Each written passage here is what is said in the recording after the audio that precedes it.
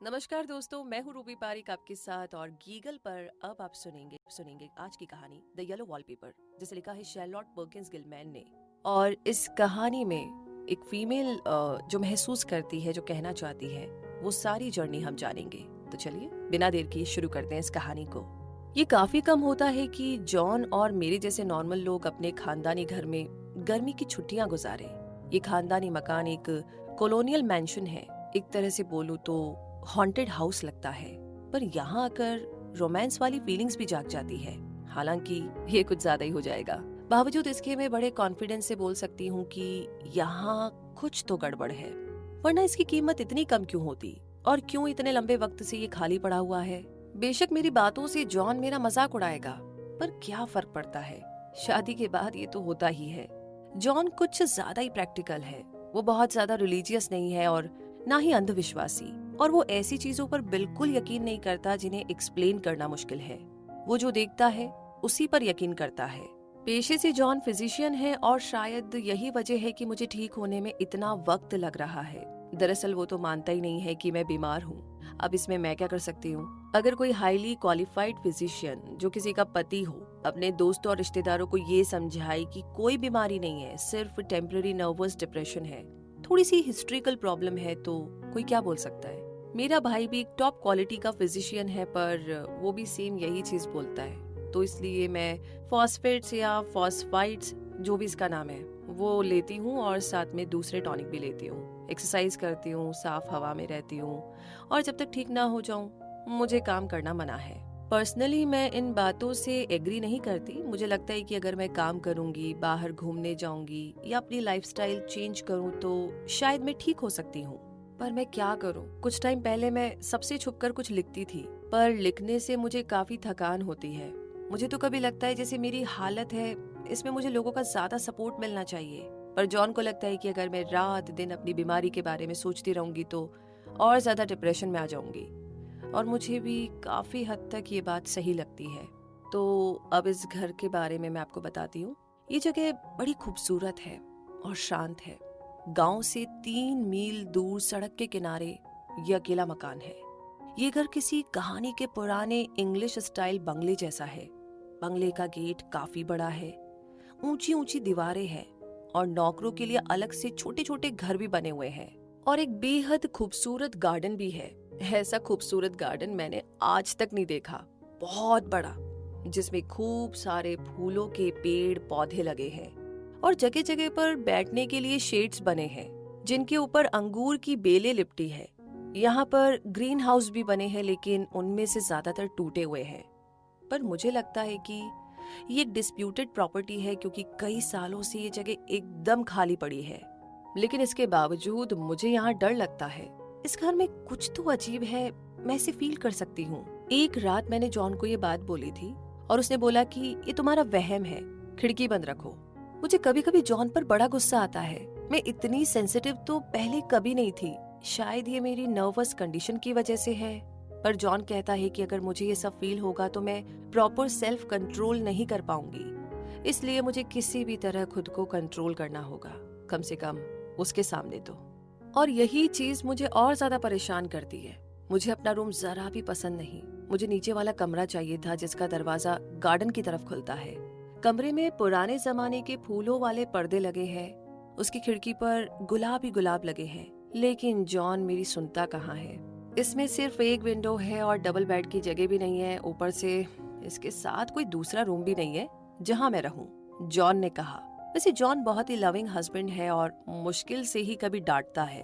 उसने मेरे दिन भर का स्केड्यूल बनाया है। मुझे कब क्या खाना है, क्या पीना है, कब दवाई लेनी है, ये सब कुछ वही देखता है। वो जो भी करता है मेरे भले के लिए करता है। जॉन कहता है कि वो सिर्फ मेरे लिए ही यहाँ पर आया है, ताकि यहाँ मुझे भरपूर आराम और साफ हवा मिले। तुम्हारी एक्सरसाइज तुम्हारी ताकत पर डिपेंड करती है डियर, और तुम्हारा खाना तुम्हारी भूख पर। साफ हवा हमें हर वक्त चाहिए, जॉन ने कहा। मेरा रूम बड़ा और काफी हवादार है, जो पहले एक नर्सरी था। इसमें चारों तरफ खिड़कियां हैं। कमरे में खूब धूप भी आती है। मुझे लगता है यहाँ एक नर्सरी थी और उसके आगे एक प्लेग्राउंड और जिम। खिड़कियों पर जालियां भी लगी है और दीवारों पर रिंग्स और कई तरह की चीजें लगी हैं। पेंट और पेपर देखकर लगता है जैसे ये लड़कों का स्कूल रहा हो। वॉलपेपर कई जगहों से उखड़ा हुआ है। ऐसा बदसूरत वॉलपेपर मैंने आज तक नहीं देखा। वॉलपेपर का पैटर्न एकदम भद्दा है। इतना डल कलर है कि समझ नहीं आता कौन सा कलर है।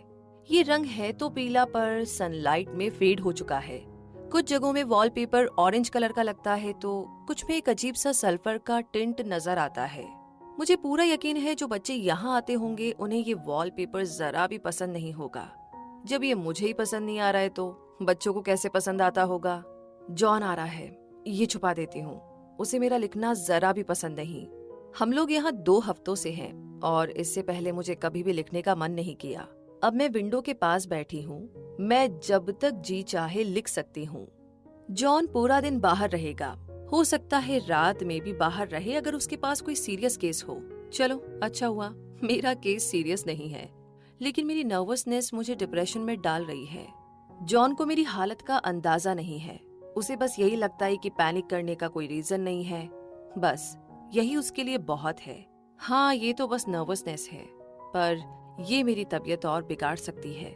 इसलिए मुझे कोई लोड नहीं लेना है, बल्कि मुझे तो जॉन का ख्याल रखना चाहिए था। वो इतनी मेहनत करता है, मुझे उसे थोड़ा रेस्ट और कंफर्ट देना चाहिए, पर उल्टा मैं उस पर बोझ बन गई हूँ। कोई नहीं मानेगा कि मुझे छोटी छोटी चीजों पर भी कितना एफर्ट करना पड़ता है, जैसे कि कपड़े पहनना, अपनी डेली रूटीन के काम करना और बाकी चीजें। ये तो मेरी किस्मत अच्छी है कि जो मुझे मैरी जैसी हेल्पर मिली है, जो बच्चे का इतना अच्छे से ध्यान रखती है, मेरे बच्चे का। मुझे ये बात तकलीफ देती है कि मैं अपने बच्चे का ख्याल रखने लायक नहीं हूँ। जॉन शायद ही लाइफ में कभी नर्वस हुआ होगा। मेरे वॉलपेपर को देखकर नर्वस होने की बात पर वो बड़ा हंसता है। पहले वो वॉलपेपर चेंज करवाने जा रहा था, पर फिर उसे लगा कि मैं बेवजह इतना तूल दे रही हूँ। ऐसी उल्टी सीधी बातें सोचकर नर्वस पेशेंट की हालत और खराब होती है। जॉन ने कहा कि एक बार वॉलपेपर चेंज करेंगे, फिर तुम बोलोगी बेडशीट से डिप्रेशन हो रहा है, फिर खिड़कियों से, फिर गेट से, फिर सीढ़ियों से। मतलब कोई ना कोई चीज तो तुम्हें डिप्रेशन देती रहेगी।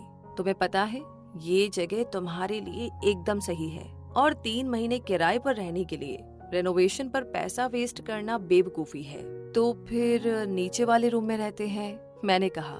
नीचे के कमरे कितने सुंदर है। उसने मुझे बाजू से पकड़ा और बोला, तुम लकी हो कि मेरे जैसा पति मिला। ठीक है, हम नीचे रहेंगे और रूम में व्हाइट वॉश करवा लेंगे। जॉन सही कहता है। अभी मुझे वॉलपेपर से प्रॉब्लम है, फिर बेड से होगी, फिर खिड़कियों से। ऐसा खुला और हवादार कमरा मिल जाए तो और क्या चाहिए। ऑफ कोर्स मैं इतनी भी पागल नहीं हूँ कि जरा सी बात के लिए उसे तंग करूँ। अब मुझे भी ये बड़ा कमरा अच्छा लगने लगा है, सिवाय इस वॉलपेपर के।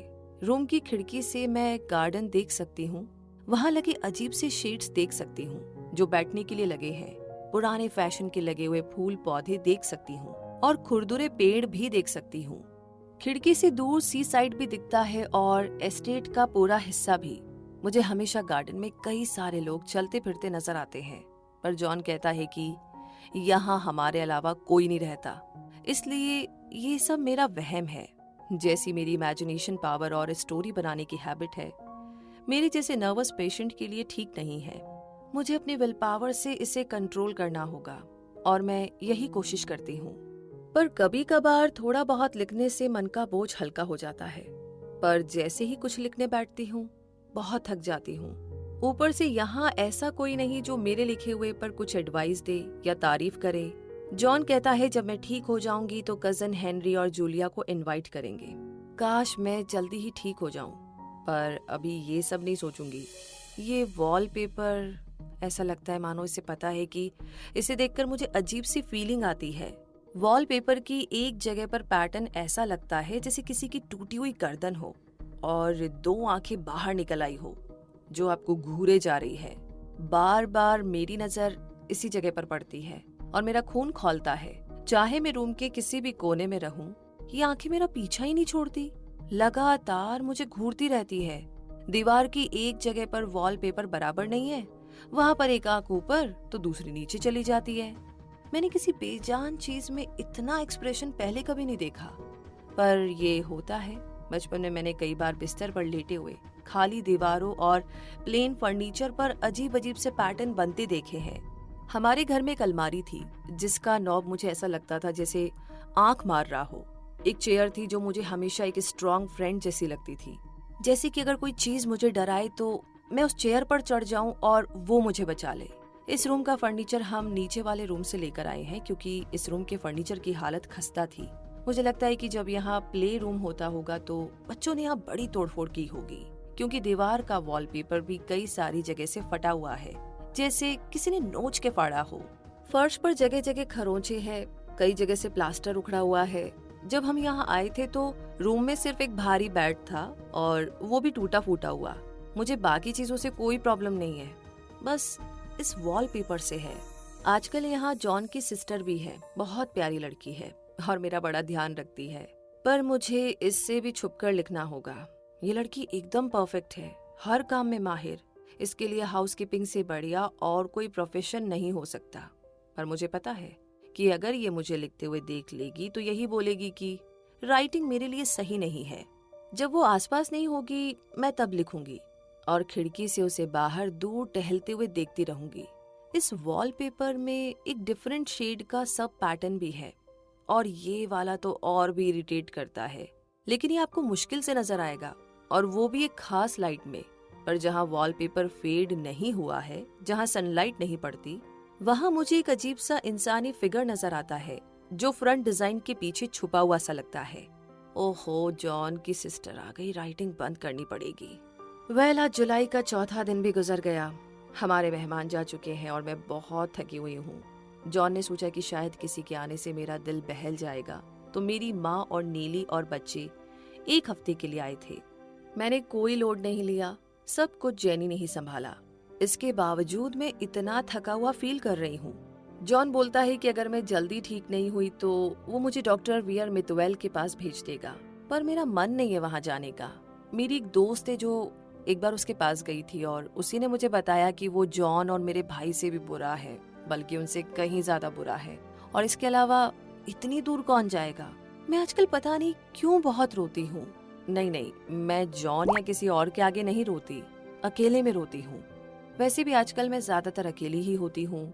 जॉन को अक्सर अपने पेशेंट्स देखने शहर जाना पड़ता है और जेनी को जब भी मैं बोलूँ वो मुझे रूम में अकेला छोड़ देती है।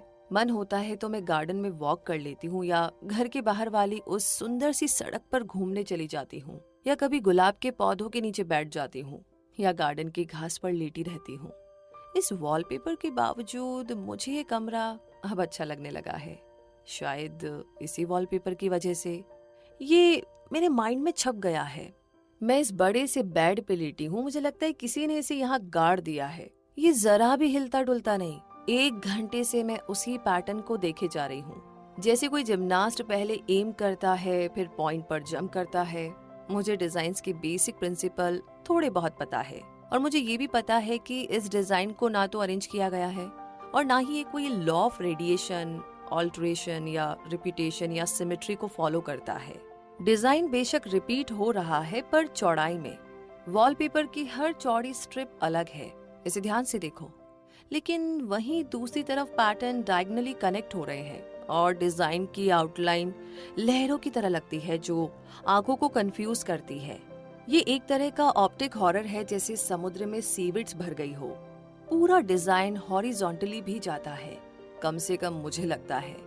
मैं ढूंढ ढूंढ के थक गई हूँ कि आखिर ये किस डायरेक्शन में जा रहा है। कमरे में एक जगह पर वॉलपेपर एकदम इंटैक्ट है, वहां पर जब क्रॉस लाइट फेड होती है और हल्की सनशाइन सीधे उस पर पड़ती है तो मुझे रेडिएशन लगता है। आपस में उलझी हुई लकीरें एक कॉमन सेंटर के चारों तरफ फैली है और हर तरफ से लंबी और गहरी होती जा रही है। इसे देख देख कर मैं थक गई हूँ। अब मुझे कुछ देर सोना चाहिए।